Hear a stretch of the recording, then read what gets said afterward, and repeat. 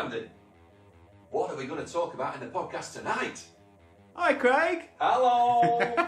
I think the best way to kick this video off today is to tell you how I came up with the initial idea of the Accidental Rockstars. So Andy, how did you come up with the original idea for the Accidental Rockstars? So the real story is that for my 40th birthday, for a bet, I formed a band with my friends and we played in my back garden a festival to more than 150 people. I'd never played live before. I'd never written my own songs before, and I never thought that we would do anything more than that, to be honest. But the gig, it was legendary. A little bit like that 1976 Pistols gig at the Lesser Free Trade Hall in Manchester. Everybody remembers it. Everybody thinks they were there at my gig. It's gone down in history around here. So during rehearsals for our gig, the challenges of middle-aged life hit us pretty hard, you know. Illnesses, children, jobs, money, relationships. We had it all, but we kept smiling and laughing actually, and we played on.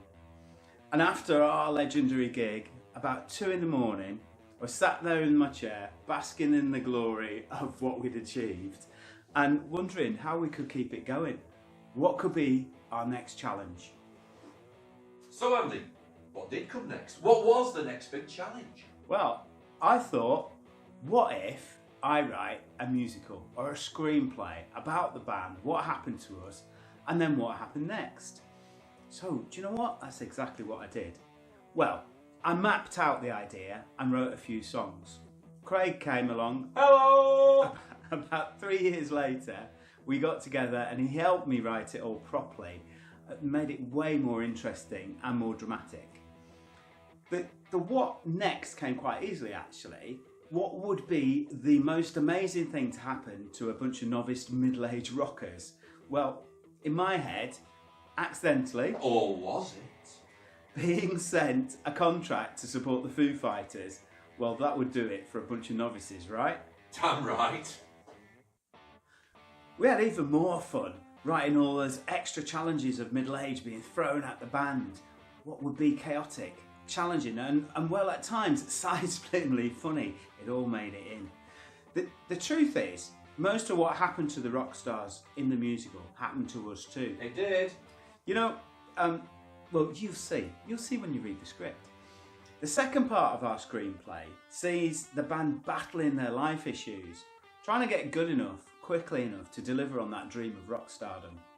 Well, sadly, they don't actually achieve that dream due to a, well, interesting twist of fate. Nice one, Dave.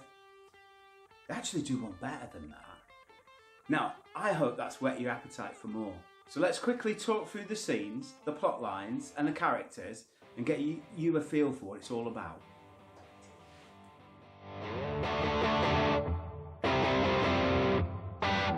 Craig, tell us about the story. Well, the Accidental Rockstars tells the story of Joe, a frustrated 39-year-old council planner with dreams of rock stardom. Oh, that was a bit jazz hands, wasn't it? Anyway, following a lost bet, Joe teams up with best mate Gaz, cousin Dave, metalhead Blitz, and all-round nice guy Ali to form a band, the eponymous Accidental Rockstars. Rock on. Indeed.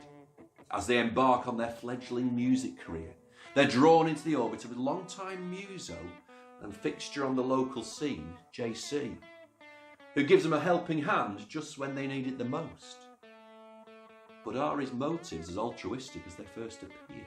Is he really looking out for their best interests? Or is there something more going on?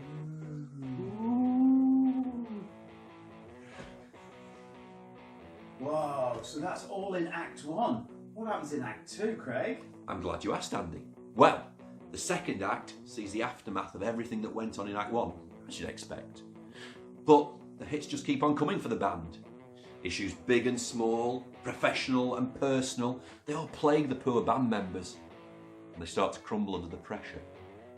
On top of everything, the tensions that have been building for the duration of the first act between Mags and JC, they finally come to a head too. Throw in an explosive TV appearance. Think Bill Grundy, Sex Pistols and Granada TV. You think exactly right, my friend. So think an explosive TV appearance of that type, and all appears lost. But it's always darkest before the dawn, as they say, and there may just be some light on a new horizon for our erstwhile heroes. Can they forget their differences? Can they overcome the obstacles and beat the odds to achieve their dreams? Who was it who said, "Be careful what you wish for"? That's probably me. It probably was. You ruined my dramatic bit there. Swine. So, before I was so rudely interrupted, will they be able to help each other through the dark times and truly become a band that can take on the world? Come along with us for the ride and find out. It's going to be a good one. It is. You heard it here first. Rock on. So, it's a steep learning curve for the guys as they learn how to play, how to perform on stage, how to be a band, and most importantly, how not to kill each other in the process. Through late night pub gigs, bottom of the bill appearances at local dives, and basically anywhere that'll have them, they gradually get better and better, culminating in a triumphant set at the mini festival to celebrate Joe's 40th birthday. And if you've been listening to the rest of this podcast, you'll have a pretty good idea where that came from. Anyway, back to the story. Unbeknownst to them, however, Joe's wife Mags, the band's unofficial manager, records them playing, setting in motion a chain of events that leads them on the path to accidental stardom, the biggest stage of them all. But just as it looks as if everything's going all their way, tragedy strikes the band, threatening everything they've worked so hard to achieve.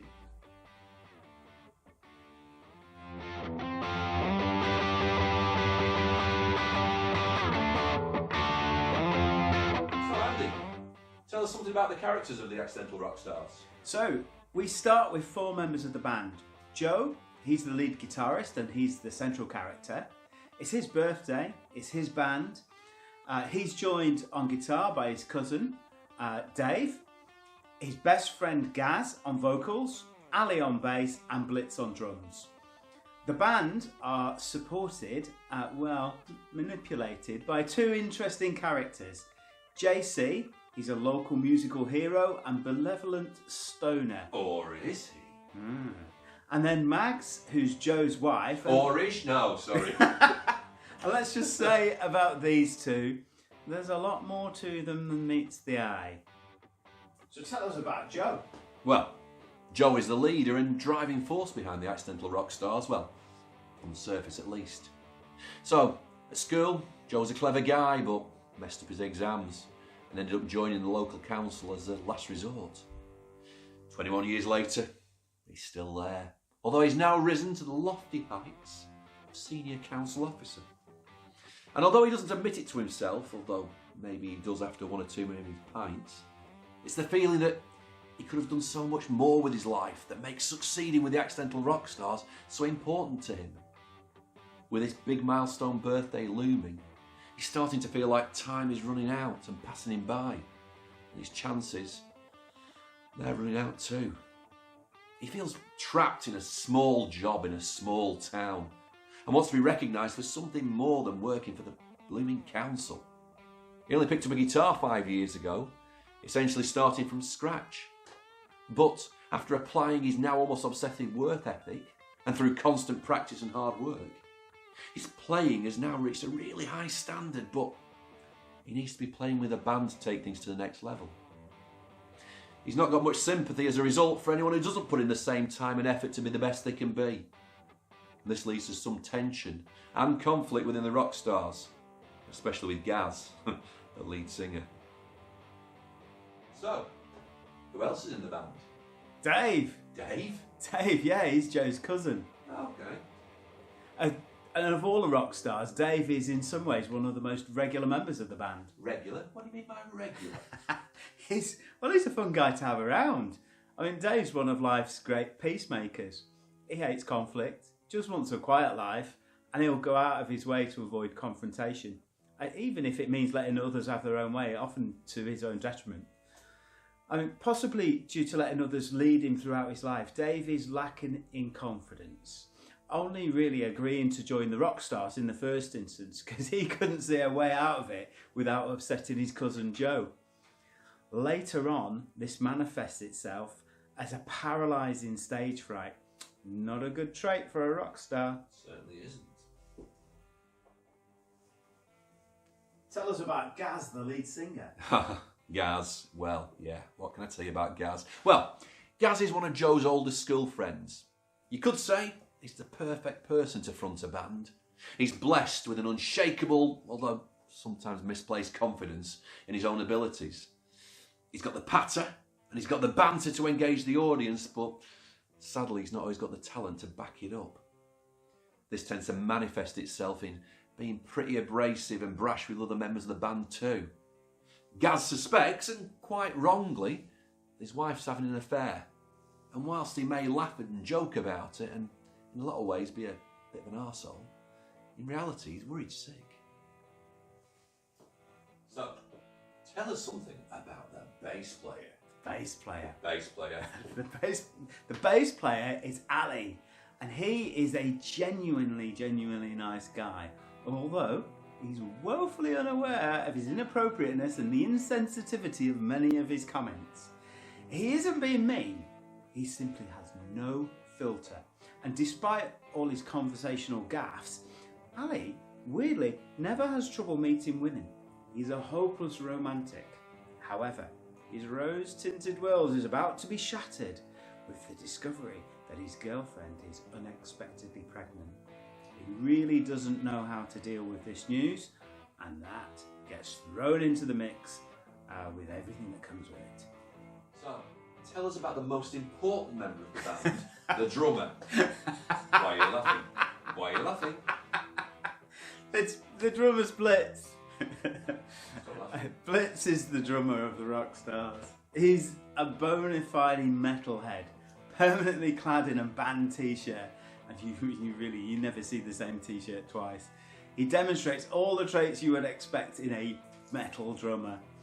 Blitz has played on and off in many bands, and he really is passionate about his music. He's seen more of his fair share of band dramas, and as a result he has a very low bullshit tolerance, which brings him into head-on conflict with Gaz.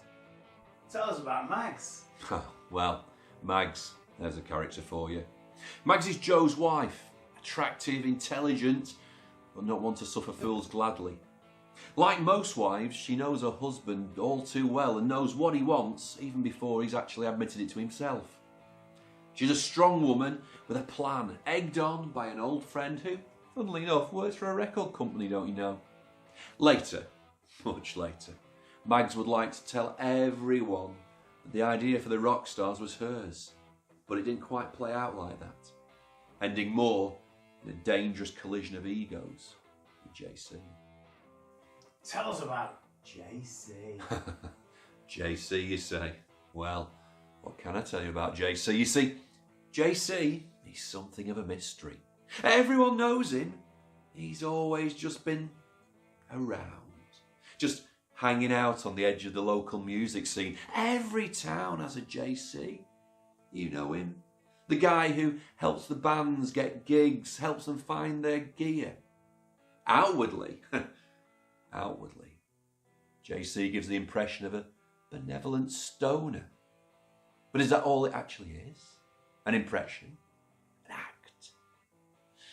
He appears harmless, but does something much darker lurk beneath that innocent facade.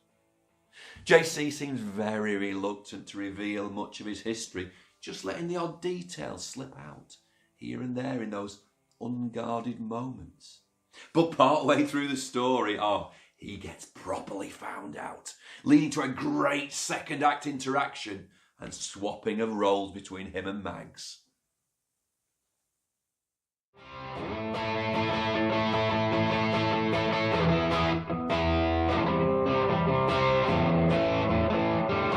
That's it, the Accidental Rockstars. So we're trying to get this musical Rock opera! produced, and we need your help. So if you're an agent or a production company, please contact us to request the full script. What about everyone else? In the meantime, everybody else can take a look at our YouTube channel, Instagram and Facebook under Accidental Rockstars, We will be posting stuff every week, and we'll see you when we win that Grammy. Rock on! Rock on. Out!